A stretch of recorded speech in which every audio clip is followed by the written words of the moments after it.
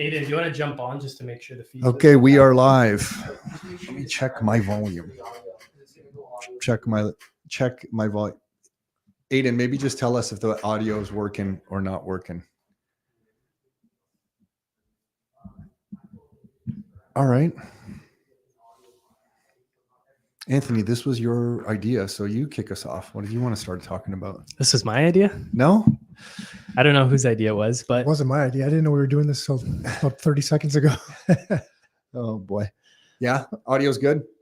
Okay, I guess the thing that we were going to try and... There's everything we can talk about, but I think some of the trends that we were going to talk about were some of the things we talked about on our team meeting on Monday. Just how people can plan for their retirement when you have a world with like real estate, what's going on with real estate, what's going on with the economy. And I think let's just start with real estate. One of the biggest things that I see in the real estate market, I'm sure you guys see as well, is just this common idea that real estate prices can't go up because rents can't go up anymore. I mean, I've been told that. I think Nick and I, we've both been told that in some way since the late 90s, then the late, the 2007, 2008, 2009 era. And it's just something that gets repeated, that real estate prices can't go up anymore because rents just have nowhere else to go. No one can afford rents anymore. And I think that whole concept is flawed. And it's not necessarily because of anything to do with the real estate itself. It's just that the money is changing in such a way that it's going to cost you more dollars to buy properties and rent the properties out. So I have some ideas why property prices are going to continue to push higher. Can continue to push higher. And I mean over like 5 and 10 year windows, because as interest rates have gone up in the short term here, the last 2 years, it's clear that you can have little windows of time where real estate prices don't push forward. But over 5 and 10 year periods, it's just the nature of our system that real estate prices do go up. So what I have written down is that we're going to continue to see more people per unit. So because we're going to see more people per unit, whether that's a condo, a semi-detached home, or fully detached home, you're just going to have more people contributing to the payment of that home, rightly or wrongly. You're going to have more units per property. We already saw that. Like when we started buying properties with investors in Hamilton, we were just doing single family homes on the Hamilton Mountain. There was no like semi-detached garden suite, laneway house. There was no missing middle properties in Toronto where somebody's taking a single family home and turning it into 10 units. There was none of that. You bought a single family home and you rented it out, and you rented it out for like $1,250. But that's all changed now. Now a single family home on the Hamilton Mountain, you're legally dividing it into 2 units. The top floor is renting out for like $2,300, $2,400, $2,500. The basement's renting out for like $1,800, $19,000, $2,000. So a house that used to rent out for $1,250, you're now renting it out for like $4,500. Nothing has changed with the real estate itself. It's just the structure of what's happening inside the property and the debasement of the currency together is resulting in that. So more people. The laws changed.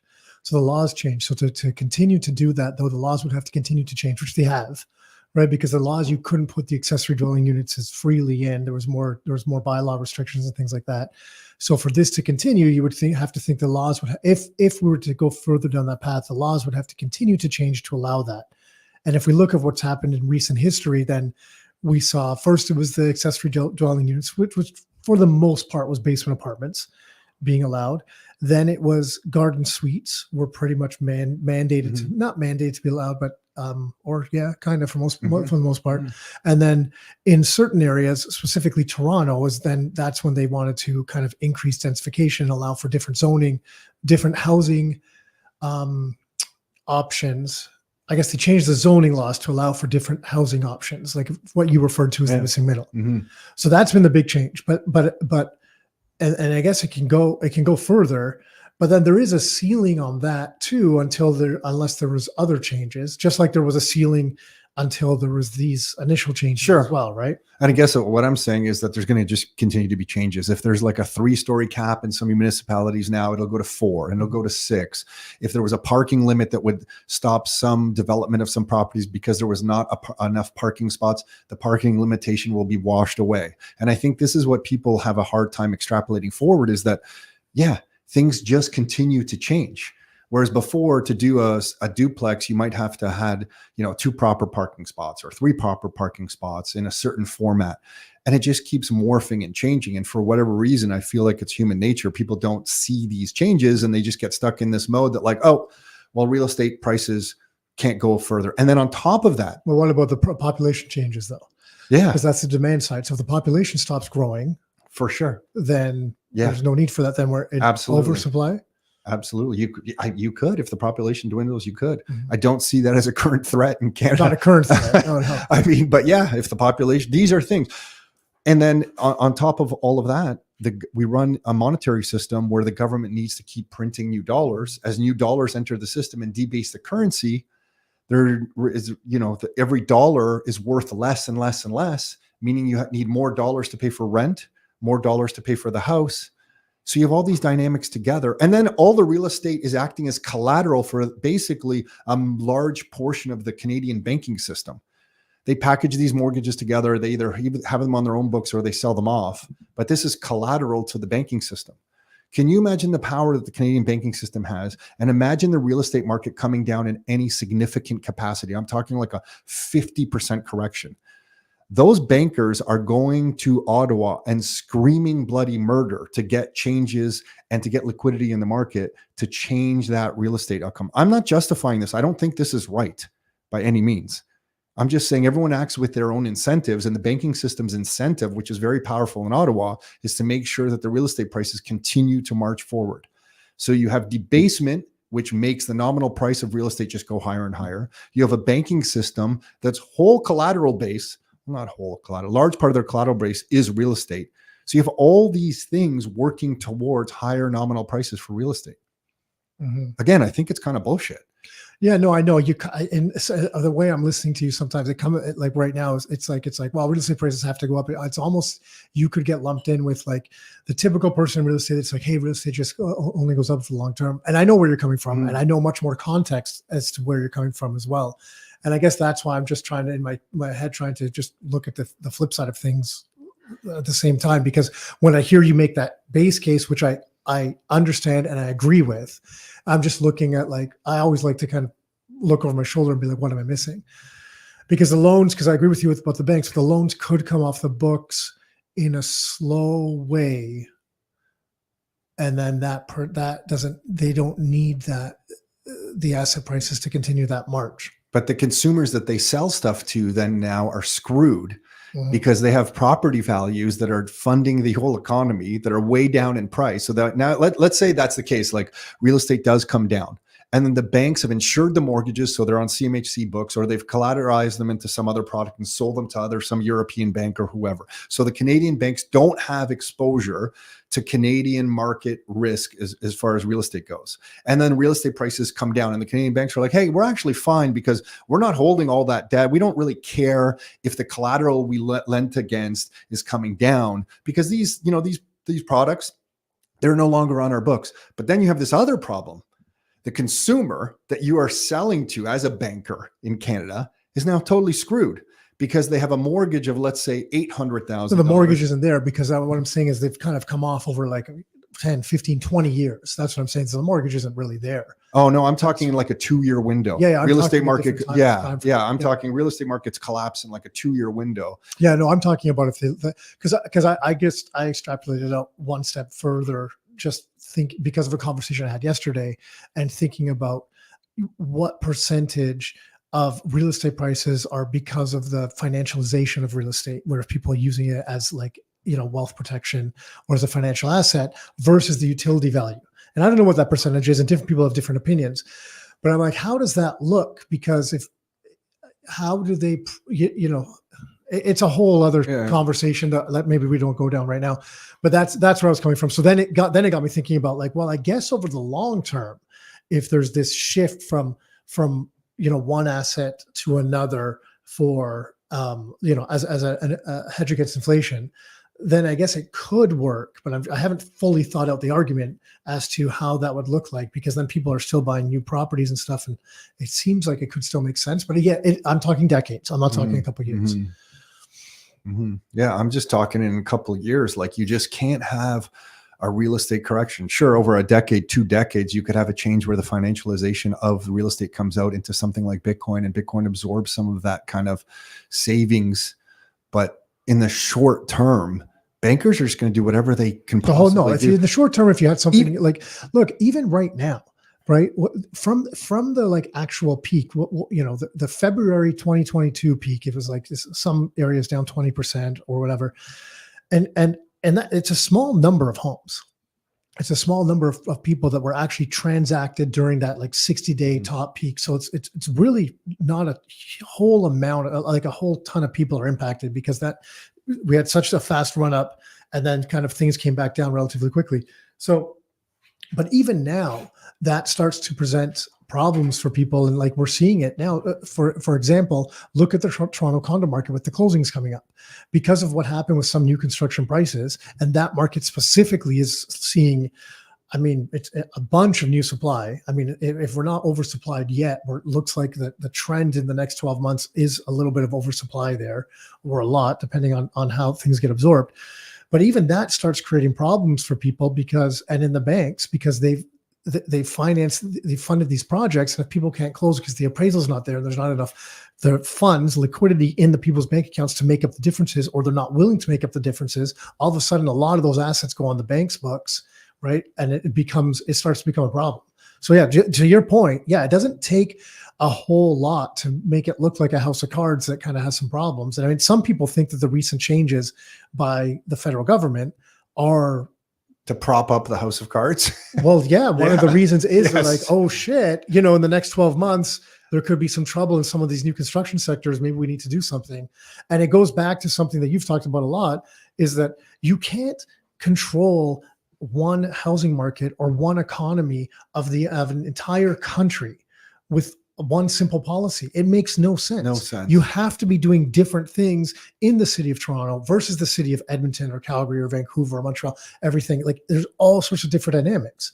So we're just using this blunt object to try to kind of navigate through these waters, and it makes no sense. It's stupid. I would even argue that the slight softness in the real estate market over the last 2 years compared to the last, 15 years, is the banks protecting the system, because inflation was getting rip-roaring out of control. So the banking system goes and looks, the central banking system, the commercial banking system, but the central banking system mostly looks around and goes, holy shit, we have to control inflation. So we're willing to have some softness in one of our primary asset classes so that we can keep this party going. So you know what? We'll crank the shit out of rates. And am I allowed to swear on this thing? We'll crank the shit out of rates.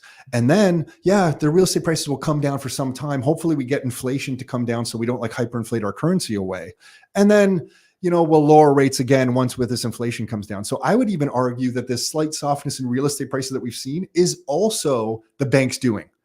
They're literally just sitting there with this dial going, oh my gosh, you know what? Let's juice the market a little bit. And they turn it up. Then they're like, oh my gosh, it got a little too hot. Let's just turn it down. If there's some pain and suffering for some people who bought condos, some people who are refinancing at the wrong time, sorry, not sorry, turn it down a little bit. And then when it gets a little bit too low where it can fall further, they're like, oh my gosh, let's crank it back up. And you have these essentially banking puppet masters at the top who are controlling all our lives. This is what makes it so difficult for people to plan for retirement, because you don't understand the cost of money in your own retirement.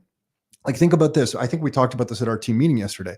If somebody wants to have $70,000 a year to retire and they do all their planning around it, what inflation rate are you using going forward to make sure you're not debased or that you have your purchasing power? Most people are using nothing, or a 2%. Or they're using, if they're using most people, I think, to be fair, you don't really think about that. You're kind of using almost nothing. Right. You're just thinking $70,000 and you multiply it. Maybe you add a little bit, if they use some sort of financial advisor or something, maybe that person puts in some sort of CPI number at 2% or whatever, but that's a load of crap too. That's just a total load of crap. And then somebody like me, I'm going to be using 7%. So if I want $70,000 a year, again, I'm literally just pulling that number from the sky. But if I want $70,000 a year, and I'm using 7% as a minimum, a bare minimum of the inflation rate that is happening in the economy, that's 70,000. 10 years from today is 137,000. I'll round up 140 grand. So I'm 10 years from today. So if I retire, I'm 51. If I retire, let's say at 55, and I'm like, you know what, I have 70,000, my mortgage is paid off and I don't really have debts. And, you know, I got some streams of income. $70,000 is going to just be a wonderful, great life. Well, by the time I'm 65, that's 70,000 a year has to be 140. By the time I'm 75, assuming I'm still kicking around and doing shit, I think I will be. I think I'm going to go till past 90. I need $280,000 a year. This is what makes retirement planning such bullshit. And it's what makes so many people in retirement in this country coupon clippers into their retirement. Like, think about working your whole life, paying taxes your whole life, saving your whole life, to get 10 years into retirement to be worrying about coupon clipping to make it through to the next week and the next month. Yeah, the numbers sound extreme, but when you look back, it kind of hasn't worked out that way. The thing is, it hasn't worked out that way. I need to look at it in more things, because, you know, I'd be curious how a stake compared to because I know the property number, right? The property number is roughly 7%, right? It's like 6.8 or something like that. So in the Toronto area, on the Toronto Real Estate Board. But I'd be curious to know, like, what's a chicken breast and what's, you know, like these a pair of jeans and those types of things, because I know that historically more of the inflation has gone to those kind of like financial assets, especially recently over the last, you know, decade or two, right? But what's happened to those other costs? And I know they've inflated. Like, I know 100% they've inflated. I just don't know the numbers. I'd be curious to know. I don't even know where we can find those numbers. Like, what's a pair of Levi's? And it's so 20 years ago. And it's so hard to judge, because if that pair of Levi's was made in Ohio, USA, versus in China or Vietnam or Thailand or wherever it might be made, how do you compare that pair of Levi's?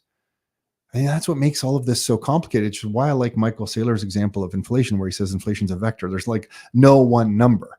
You know, it's like different numbers for different things, and it leaks out to the economy differently. But is this simple thinking? Because, like, a part of this is, so, like, I understand we're like, yes, you're right. But then part of me, when I see the current economy and the current state of things, and we've offshored all this stuff to China and things like that, don't we need to start manufacturing things in Canada? And because we've screwed up the system so much, that's going to be like, there's this one step up in prices. And everyone kind of has to swallow it, because that ultimately creates a stronger economy. Oh my God, Nick, you're starting to use logic. No, I know, but very careful. But if you just careful here. But if you're just using inflation, it's like, is that like, I just don't see how anyone ever does that and swallows that. So I'm like, we're just screwed looking for cheaper and cheaper global labor everywhere. We're just weakening the country further and further, trying to fight this inflationary number. But if we bring it back, but then end of podcast. What you just said. No, but I just mean that. But then the inflation's high, like that. Like we need one. Because the dollars have been so. Yeah, we need to bring it all back, and to make sure that people can earn income, because we're producing these things here. It costs more money to produce them here. I mean, we don't got. It seems crazy to me that it's more expensive to produce them here than ship our natural resources over to China, have them produce it and ship them back with all the additional costs of that. But that's a whole other conversation. But especially in a country that's so resource rich and so wonderful like Canada. Yeah, like it's nuts to me. So then we have this one step up in price, but then we can start building on a solid foundation. Yeah. But that would be a big inflationary event if we were, sure. Right? Yeah, for sure. But it would also correct wages too. Because once you started selling things for your one big step inflation adjusted price, like you're describing, by onshoring that stuff, those new dollars could filter down into wages, and we could correct some of the wage deflation that's been happening. So yeah, I see. I think it was this summer that things hit me so clearly. It was when we were in Croatia, and Croatia now has been part of the European Union for a long time, and I've just seen I've seen the later stages of this in many other countries, but I'm just seeing the beginning of this, because even though they were part of the European Union, they weren't going through the same trends really. But what happened is, when they fully started using the euro, it seems like more foreign companies have come into there, right? Which has happened. This isn't unique to Croatia, it's other places. Foreign companies come in, they offer jobs and wages that are low. The locals are like, hey, I can't really work for this and kind of make a living. So I don't really want those jobs. So then they make this argument to the government. They're like, well, we're here, we need workers, so let's bring in foreign workers. And there's there's foreign workers that will come in, work for less wages because those wages can buy way more where they're from. So then they'll send that money back. And I'm just watching this in its infancy start there compared to where it is in other places. And I'm like, holy crap. Now I see it. These corporations come in and they literally just strip the money out of these countries and put it back, these multinational corporations, and just bring it back to the top in these centralized manners. And they just get the benefit of all these from all these different areas. And they just really just pillage these countries. Globalism. For what it's crazy. It's crazy. Like, but maybe I was, because I was younger when it started elsewhere, but now watching it firsthand start there and talking from the beginning. Yeah. Talking to some people there, they're like, it's just some of these jobs. It's like, not really a big deal and stuff. And I'm sitting there, I'm like, guys, we're years ahead of you in this thing. Like the road that this goes down, I don't think it's a good one. And the crazy part is Canada's sitting so brilliantly. I was in Dubai last week and I shared some of this stuff, but in Dubai, they have no taxes for employees of companies. They get healthcare paid by the employer in Dubai. So in the UAE. And a lot of that is funded by oil. And the guy that's doing one of the tours that we're on, he's like, do you know the biggest oil bases or countries with the most energy in the world? And he starts listing them off. And like Venezuela is number one. And, we're right up there. We're like, yeah. So then I think he gets to number 3 and he's like, who's next? And he's looking right at me because he knows I'm Canadian. And I'm like, I don't know. Saudi or something, who is it? And he's like, Canada. And I'm like, holy shit. We have like the best country ever. We have fresh water. We have lumber. We have minerals. We have land. We have energy. We have everything that a proper CEO of a company would want.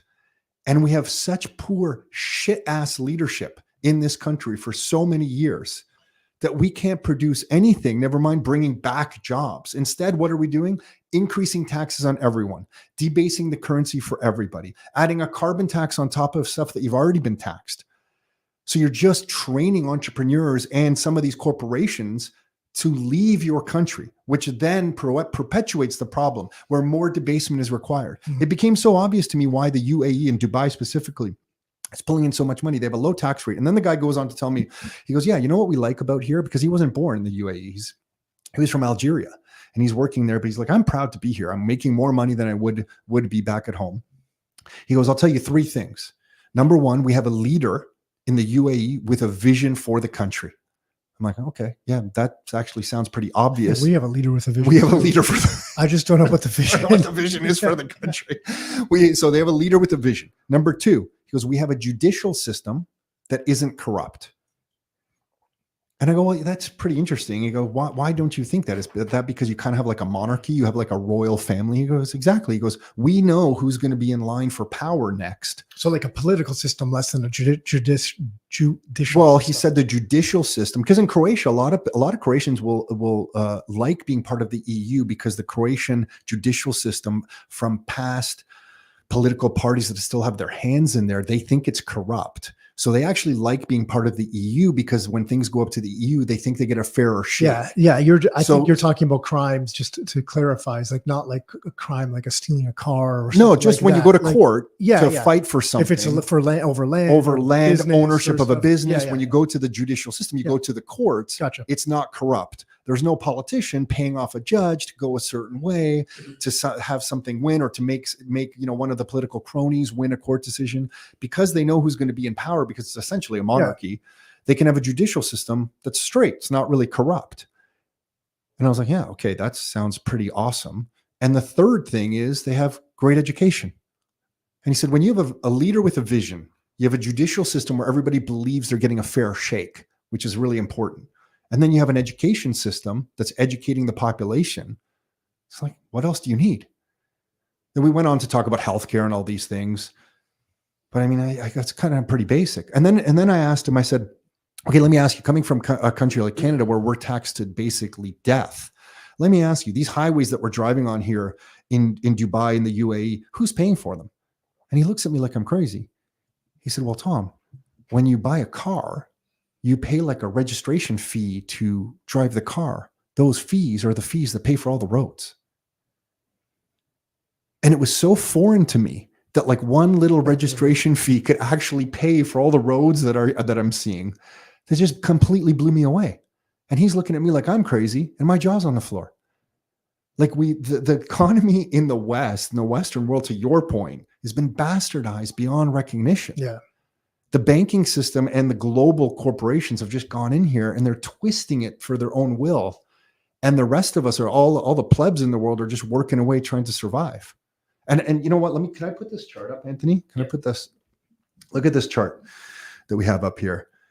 So here is house prices versus salaries. And then check this out. I think I have it on the next slide. Let me go back. Is it back here?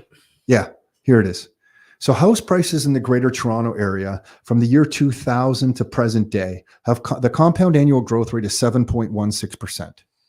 7.16, 7% a year on average. I know it's like not perfect and averages are kind of bullshit, but 7.16% a year. From Stats Canada, here is earnings in Canada. So I know I'm comparing Canadian earnings to Toronto house prices. Again, I'm not a perfect comparison, but I think it paints the picture. Wages in Canada from the same time frame, according to Stats Canada, have gone up 2.98% a year. So we have everyone's biggest expense in life, what? Shelter and food. Shelter is going up 7% a year compounded.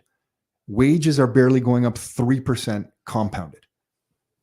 And then over time, you get this chart where the people with the assets just continue to get rich and the people that are working continue to not be able to afford anything. And the angst that produces in the population, I think just what hit me coming back from Dubai is that Canada is like a beautiful country. We have everything here. And we can't make it work.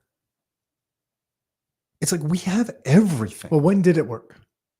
I think it was working really well 50, 60 years ago, before the US came off of gold standard. So you're saying from the day you were born, it wasn't working? Well, I think there can be changes over time. Like, was it working better in the 70s and 80s than today? Absolutely. Yeah, but it doesn't mean it wasn't working. Like if you're saying it's not working now. Well, I don't think I think it's like you were able to buy a property that wasn't too many, like, at a decent amount with a decent income. Sure. Single income. Absolutely. Right. My first house was $268,000. But that was 4-bedroom, 2-car garage. Whatever, 30 years ago. Yeah. So was it working then? Yeah, but it doesn't mean the trend at that moment didn't continue to deteriorate. So absolutely. No, I know, but it doesn't have to be 50, 60 years ago. It doesn't have to be. No, well, I'm just talking 56 years ago. It was great. It was great. Houses were $80,000. Our father, I think, saved up for a car for like a Ford Mustang. I think he spent $6,500 on it.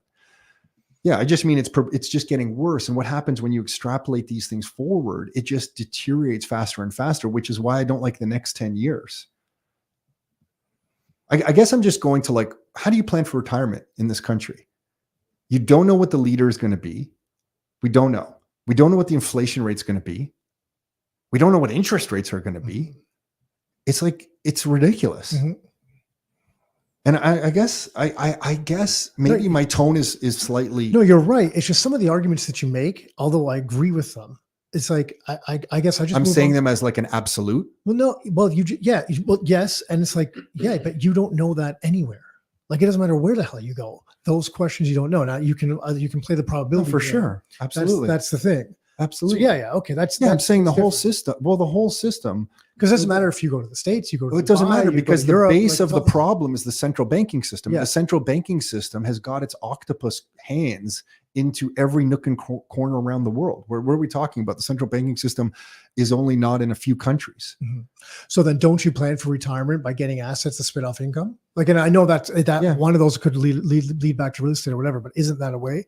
Like, it's any option. You need income streams.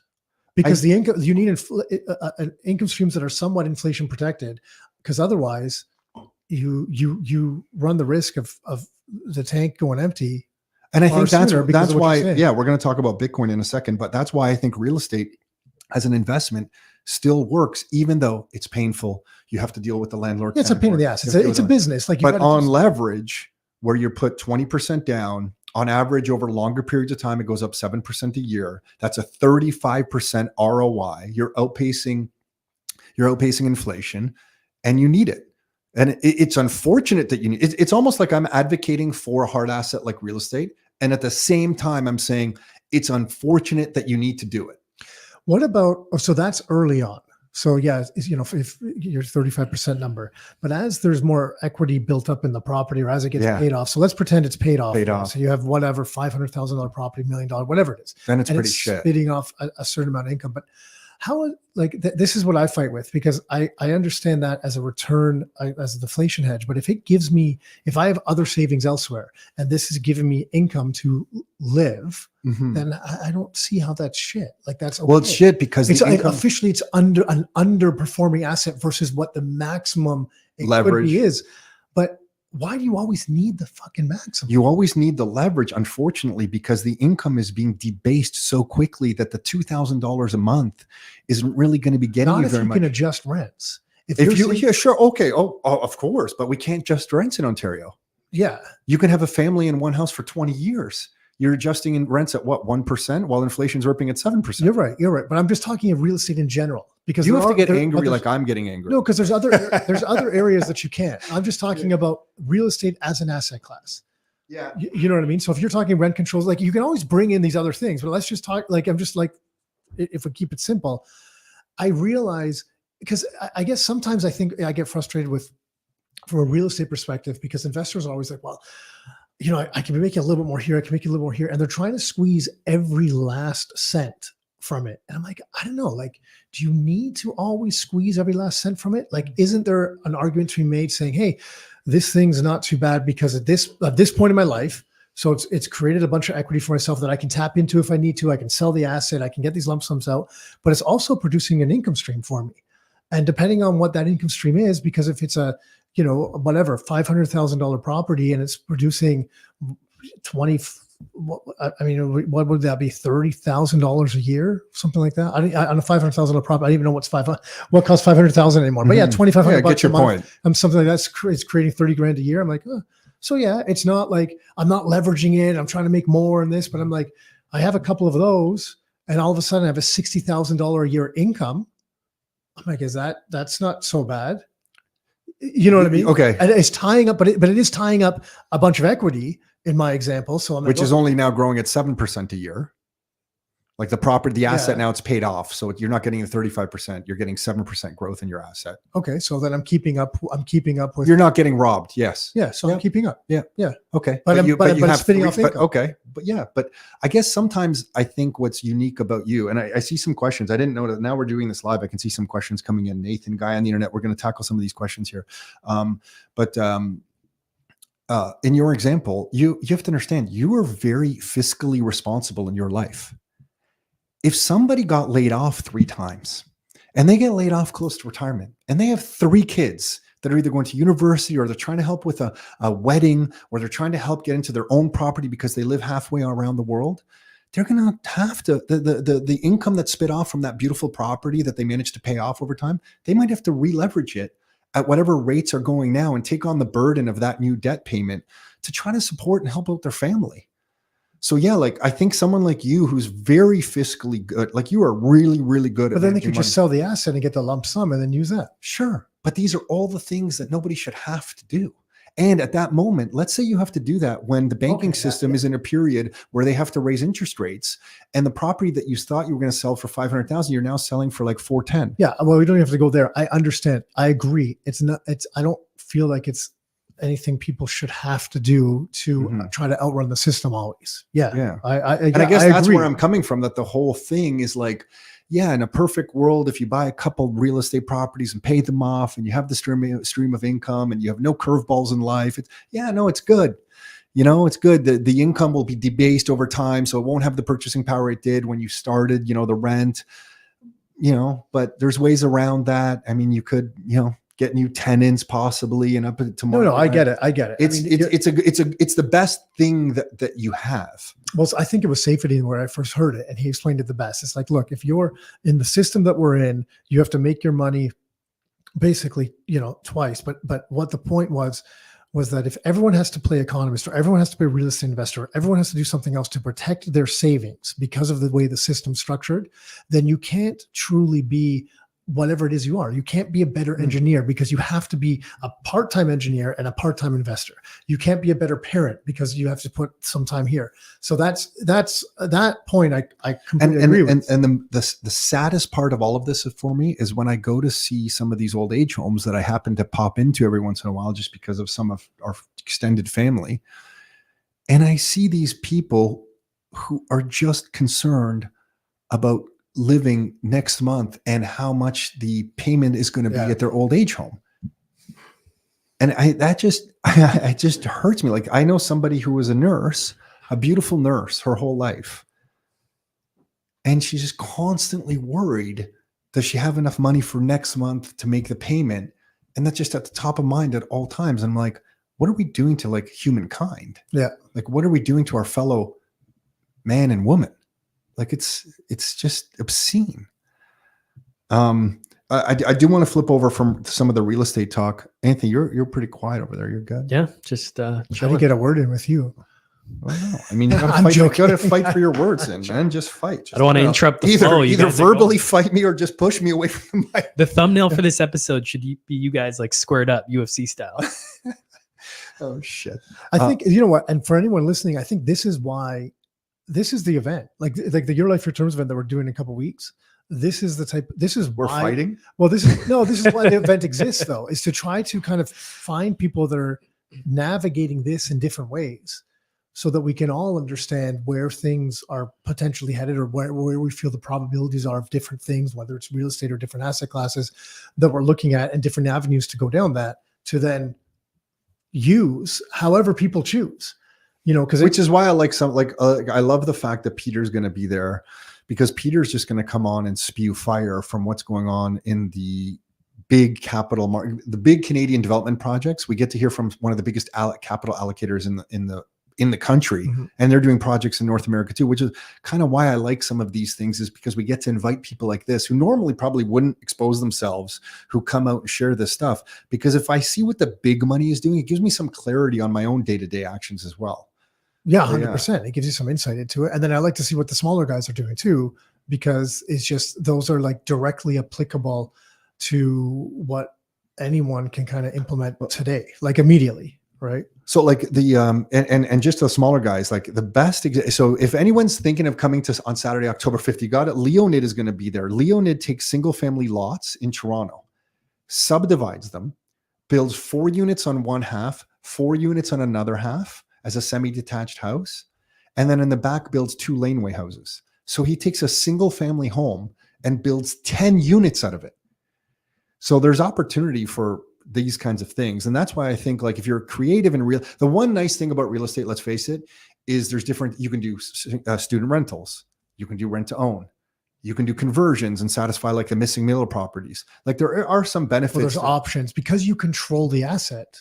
There's options. It's actually something, and I don't want to even, I'm not going to bring up Bitcoin, but it's like any other asset you can. We're going to be bringing up Bitcoin. When you can delay it as long as you want, but we're going to bring up Bitcoin. No, but it's when you control the asset. Like there's a difference between investing in real estate in a REIT or controlling the asset. The REIT is you're there for price exposure and you're like, okay, hope it goes up and it's managed well. When you control the asset, you have far more options. There's more work involved and there's more responsibility, 100%. But you do have options with what you're able to do there. And you can relate it to Bitcoin if you want, because if you just want price exposure to Bitcoin, then buy the ETF. But if you want to control the asset, well, no, but it's true. It's true. If you're just like, I don't know, I'm betting on the price going up. Mm-hmm. That's it. Yeah. Or you can control the asset and it gives you options. But with that control comes more responsibility, mm-hmm. because you have to self-custody it and you have to understand what you're doing. You have to learn that. And it's the same. I think it goes for any asset. There's the same principles involved. Totally. Right. Whereas right now with real estate, it's far easier to earn yield on the real estate than it is on the Bitcoin. That might change as things develop or whatever the case, but that's the way. I think it will change once banks realize that Bitcoin is the most pristine collateral they've ever seen in their lives, and you can use Bitcoin as collateral. There's going to be a whole world of new opportunities. We're just so early in that. You're going to park it with the bank to earn. I'm not. I'm just saying some people are going to have opportunities. Anthony's already nodding his head over here. No, I learned that lesson. I'm not doing that. One other thing on the real estate talk, I do want to share that on October 5th at the Your Life, Your Terms event, Mike on the team is going to come in and talk about the strategy some of the best real estate investors we work with have been using to increase the cash flow on some of their properties right now. I had a guy come up to the gym. He's like, hey, I talked to Mike. He gave me a couple strategies. I went to my tenants.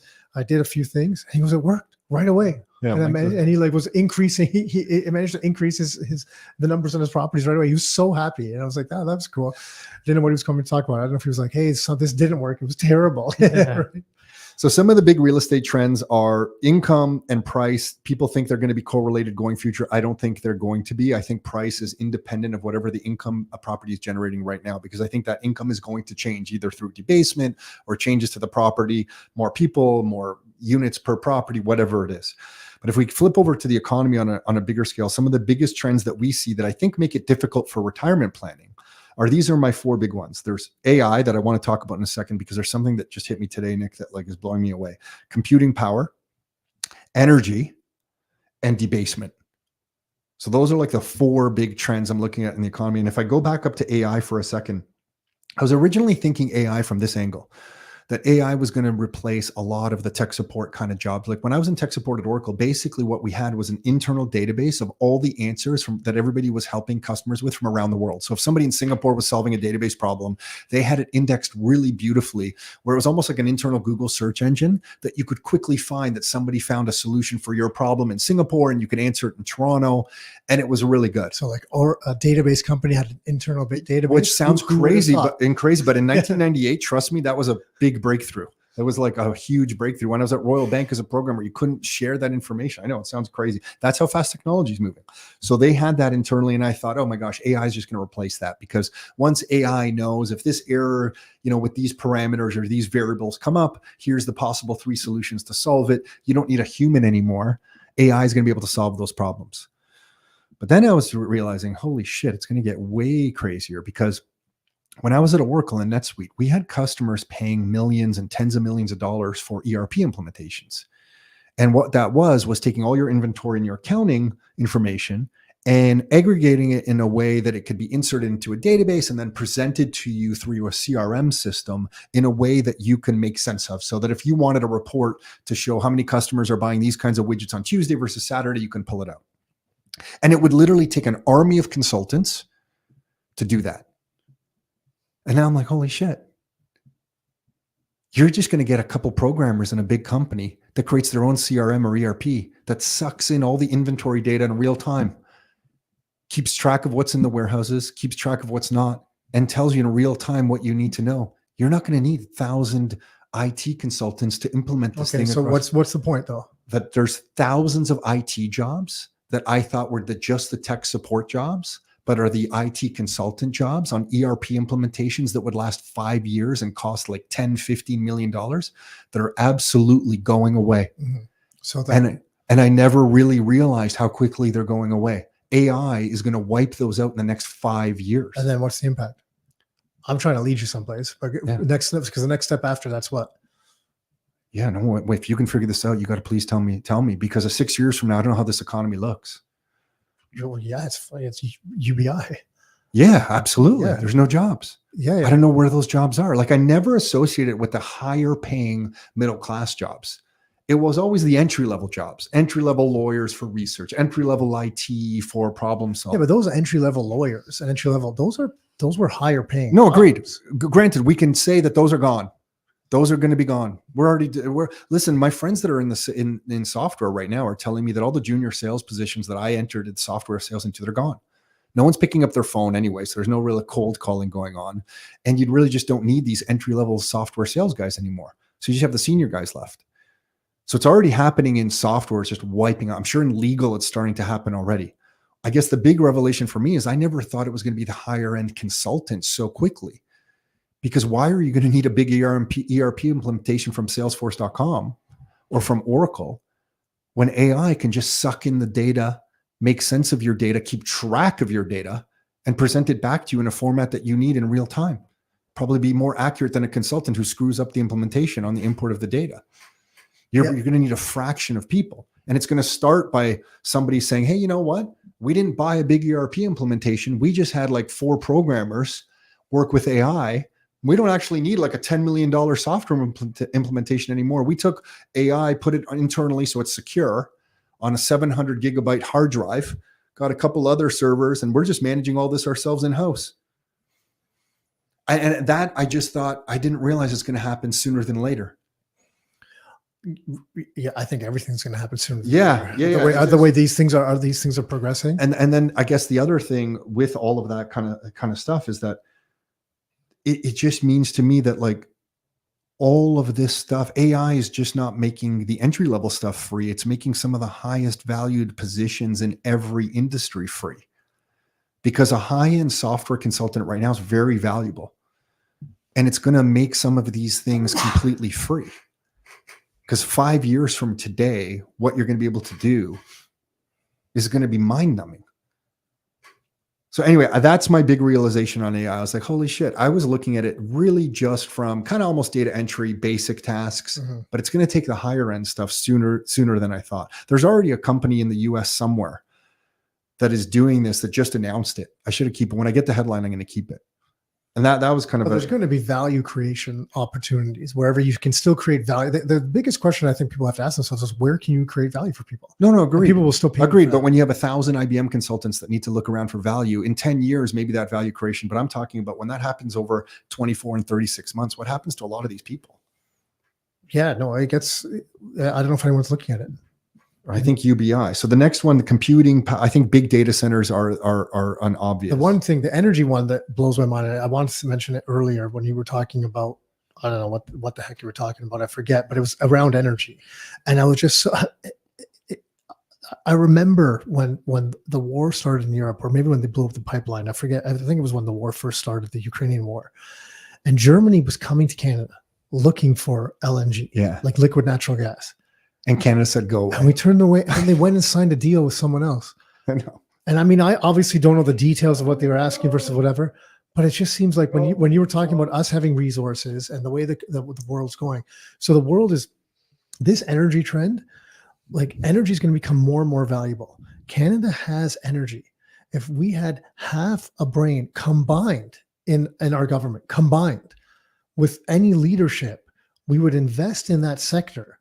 And Canada could be at a good global leader, a good place. Yeah. It's when we were talking about Dubai with the guy with the oil reserves and things like that.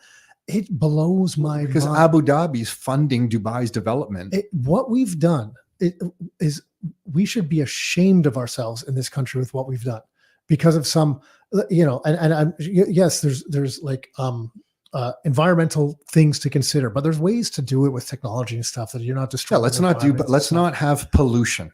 Yeah, like we can, but I'm just saying there's ways to responsibly do it. I mean, we send all our stuff, we buy all our products from China that's using, like, they have more coal plants than any other country in the world. Like, this is crazy that we're gonna stand here and pretend that we're so self-righteous because we're not doing this, but yet we're buying all these goods from like the biggest polluters in the world. Where the hell does the pollution go? You think it doesn't come over here? I mean, it's kind of global, right? So this is like the stupidest thing ever. We could do it in a more responsible way than there if we properly invest in these sectors. That is, like, to me, it's one of the biggest problems with this country that could solve a lot of issues. Agreed. And energy is going to be such a big deal. You saw Microsoft just this week said that they want to turn on a nuclear power plant. I believe it's in Pennsylvania. And now the Pennsylvania state government is trying to usher that through to say, hey, this one that we kind of mothballed, let's get this turned on sooner than later. Like, energy is going from like, let's turn all these power plants off because of climate change to like, holy shit, we need energy. Let's turn the clean energy back on as soon as we can. So energy is going to, and you know what blew me away is Jeff Booth uses this example that's so beautiful. He talks about the bakery and says, basically, if you have a bakery and the bakery's baking bread, and every day you have somebody at the bakery door that's buying all the bread. So if you're able to put 5 loaves together and bake 5 loaves, and that morning somebody comes and buys those 5 loaves, guaranteed, you kind of go back and you're like, oh, how can we make more bread? So the next day you make 10 loaves, and then there's a guy at the door buying those 10 loaves. You're like, holy smokes, maybe we should try to make 15. And then you make 15, then you make 20, then you make 100, then you make 1,000, you make 10,000. And no matter how many loaves of bread you make, there's always a buyer. And then behind the scenes, you're trying to make it more efficient so you can maximize your profits, right? You're trying to make this efficient. How do I make more? How do I do more with less? How do I make all this happen? Not if it's a government bakery. No, it's if a government bakery, you just actually make shit bread with extra gluten, and it sucks. But a good baker is making the greatest bread. Sourdough, beautiful bread. And this bakery is just like operating efficiently, trying to produce it because you always know there's a buyer. And basically the bread just ends up becoming abundant because the person that's producing the bread just always knows there's a buyer. So they're always just trying to figure out how to make more and more bread and how to do it in the best way possible, right? Just kind of human nature. That's like the free market. And then what happened is when now Bitcoin has entered the picture in the world in a way that I never really thought about it, is the Bitcoin is the bread buyer for energy. Bitcoin sucks up all the extra energy. Before, you had a little bit of a problem with energy production, in that if you made excess energy into the grid, you had no one to sell it to. You really couldn't build more energy. It was kind of like a cat and mouse, like the economy's growing, needs more energy. Let's build another power plant, but let's pull back. The grid can only handle this much. What are we going to do with all this capital expenditure? But now you have somebody at the door, Bitcoin, who's buying all the energy you can humanly produce no matter what. You overbuild a nuclear power plant in Ontario, in Quebec, somewhere in Canada, no worries. Yes, build a mining operation to use the energy. Set up a mining operation that sucks in that extra energy until it's needed. And what you're doing is you're creating energy abundance. So like he always talks about how everything becomes free because of technology, Bitcoin is going to produce energy at lower costs. Okay, I'm taking a couple of leaps here. It's not like Bitcoin itself is producing energy, but Bitcoin is going to be one variable in the energy supply chain that is going to make it possible to have abundant energy. Well, maybe in our lifetime. It changes the business case. It changes the business case entirely. So Bitcoin is also absolutely pristine, beautiful, most digitally scarce, most scarce asset that we've ever seen. So from a monetary point of view, yes, beautiful. From a monetary network, beautiful. But it also has the opportunity to produce abundant energy globally for everyone. And I think this trend might be something we're going to get to see in our lifetimes. And the transition from where we are today through the jobs and the monetary system that requires higher prices and more debasement to a system that is producing energy abundantly, at a very low cost, is going to be wild. Yeah, it gets really interesting. But it's almost like Bitcoin came into the picture and said to the old system, you know what? F you. It's the end. I'm going to change it. And some people are going to come at it from a monetary aspect. Some people are going to come at it from an energy aspect. Some people are going to come at it from a protocol aspect. But it's like we got this thing that came into our lives. This is really spiritual for you, right? It's so huge. It's beautiful. It's so huge. I thought Tom was going to start crying. I was like tears. I think his eyes started watering. I thought he was going to start. No, it's just so huge. Yeah. It's like every time I feel like I've peeled a layer of the onion back on Bitcoin, there's another layer of the onion. And what I'm here to tell you, Nick, is that Bitcoin's going to make more bread. Okay. That's the bottom line, is that Bitcoin's going to make more bread. But I had never looked at it in these ways. And when you start to look at it in these ways, and then if that really comes to fruition, I mean, the transition from where we are, like we have a GDP system that needs to go up in dollar terms to a system that doesn't need to go up. You have scarce money. You don't need everything to go up in price. And we have to transition from one system to the next. Like, it's going to be awful. It's going to be wild. But the beautiful part is there's an escape hatch, because if you buy Bitcoin, the asset, you're now completely out of the system. You could take custody yourself, distributed, permissionless, secure. You're out of the system. You can almost step back and watch the shitstorm go while you're at the sidelines. What percentage of people want to be out of the system? Everybody That's a should. good question. Let's think 100%. What actually want to, or I will think put in that's any work, because I think that's a number's very fish and small. water kind of thing. I don't think people know there's the option to get out of the system. I think people that are in the system don't think there's any way to get out of it. They don't even know they're in a system. Well, because I revert back to COVID when I lost faith in a lot of things. And when you go back to that time, you just realize that I think a very small number of people actually wanted to be independent. I think more people were very happy to just follow whatever guidelines were on TV that day without looking any deeper into anything. Mm-hmm. Because a lot of people, like a lot of things, it's very apparent now, like we were lied to, I think we're all grown ups. Anyone should be able to look at that and say, we were lied to, and if you're offended by that, that's on you, because it's like, this is factual data. Agreed. So, but no one was willing to step out of the system at that time. Everyone, like, I shouldn't say no one. People were in grocery stores small. following arrows on the ground on which way to turn. I know. I loved it. If you saw someone going the opposite way purposely in the grocery store, that was me, by the way. I was laughing at. There must be something in some people's DNA, because if the arrow in a grocery store said right, I automatically wanted to go left. That was like, it was just. Well, because there were certain things that went to the next level. Oh man. Oh but but that's what I mean. But I think it's such a small number. Like, that's what's going to be Sure. I'm really curious to see that, because that's where things get really interesting to me. Because let me throw this back to you. When the internet came out, how many people wanted to buy a couch online when the internet first came out? What percentage of people? Yeah, in 1998, almost zero. Zero. Yeah, that's where we're at with Bitcoin. Yeah. Well, it's not even Bitcoin. I think it's mean stepping out of the system. Okay, sure. I'm not even talking about Bitcoin. That's fine. I'm talking about Yeah. So, but then I'm at like a higher principle level. Are you? Okay. I'm just focused on this beautiful thing. But 15 years later, people are buying couches and running shoes and pants and everything online. Well, how many people would let a car drive for them before? Yeah. Almost zero. But now more and more people are doing it. Yeah. Even with videos of them smashing on the freeways in the US and stuff. Mm-hmm. Yeah. And I guess I wonder at what point do we go to this nation state thing? Like, there's that one country that's stacking Bitcoin more than El Salvador. Was it Bhutan? Bhutan, I think it's right in the middle of Asia. In the Himalayas. It's not. Is it more than El Salvador, or just a larger percentage of their? A bigger stack. I think. I think it's an absolute bigger stack. Is that what it was? Think so. Yeah, I remember they have 8,000 and El Salvador has 5,000. Okay, I saw that. I remember seeing the number. I thought it was just a higher percent of their GDP or whatever it was. But yeah, I could definitely be wrong. And I just wonder, 10 years from now, when some of these places introduce some different tax laws and stuff, like, I guess just going back to Dubai, it became obvious to me that, like, oh, holy smokes, when you have good healthcare, good education, a judicial system that's not corrupt, and you basically tell people we're not going to tax you to death, the amount of capital that felt to me was flowing into Dubai. Like, I stopped counting construction projects after 250. Carol and I both thought maybe there was like 500, maybe more. Like, you couldn't even count all the construction projects.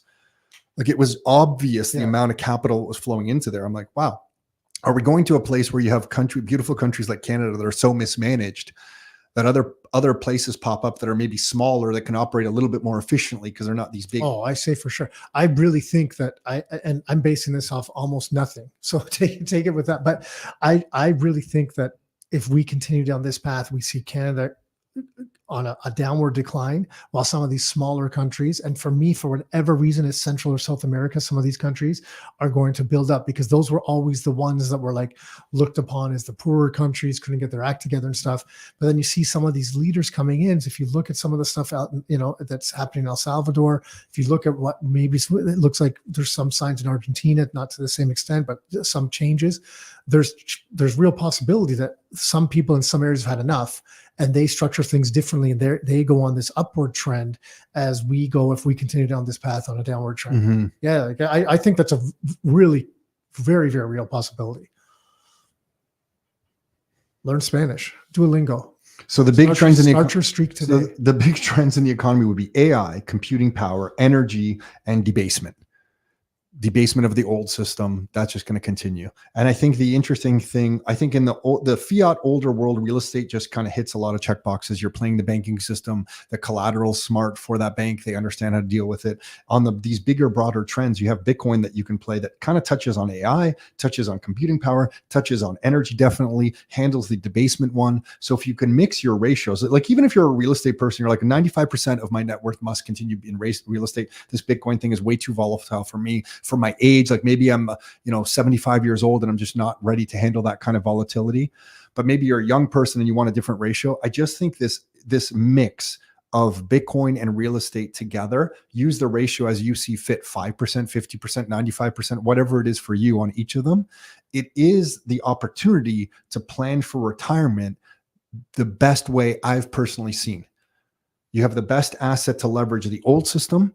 You have a wonderful asset to leverage some of the trends that are coming in this new system, and just switch the dial to your own percentage, your own comfort level. Yeah. For me, I look at it in a different way, because I look at it as one is income and one is savings. So if whether it's retirement or now, I like both. I want both. So I want income and savings, and maybe the other one changes and there's more income opportunities from that side. But until that happens, I like this income, the stream of income. Sure. The thing is, but I just don't look at it old system, new system. I agree with it. I'm just saying I conceptualize it differently. Sure. It's that income component that's important to me, because I that's the money that I take every day and go to the grocery store. That's fair. You need income. Right. That's fair. You need daily, you need to buy the burgers for the barbecue. But one other thing I would say is that real estate in one jurisdiction is jurisdictional risk. And I very clearly see that now after coming back from Dubai. Whereas Bitcoin does give you some jurisdictional flexibility. I'm not talking about trying to escape Canada with your Bitcoin, but it does give you the option to move your asset, your net worth around much more easily than real estate. And that's something I think that's going to be a trend going forward. And in retirement, that you might want to have some percentage of your net worth in an asset that you can move around pretty easily. Anthony, can we tackle? There was a couple of questions. Yeah, can we just count? I think there was a couple of questions in here that we wanted to tackle. You want to read that one out? Sure. So Guy on the internet, in regards to the 1.5 million CMHC insurance, is it applicable to existing bank mortgages in some way? Can banks buy this insurance for bundles of mortgages they already have on the books? Yeah, that's good. Yeah, they should. I was reading on this last week when it was still unclear, but based on other changes they've made, the expectation at that time, and I haven't looked at anything this week, so this is a few days old, but the expectation of that time of people in the industry was actually the case, that they would be able to. So I'd have to clarify that again, but that was the overall feeling and thinking when the changes were announced, a few days after the changes were announced.